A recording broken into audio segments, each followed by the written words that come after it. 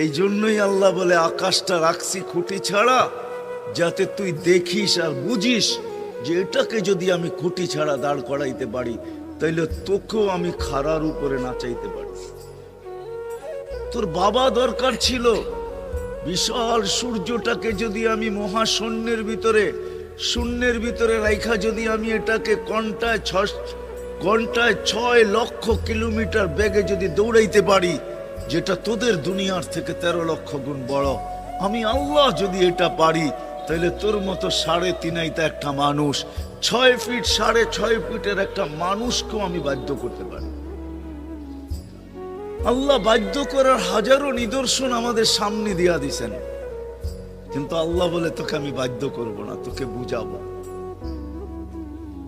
বিদায় আল্লাহ বুঝাইতেছেন আমাদেরকে। বিদায় কথা যেখানে শুরু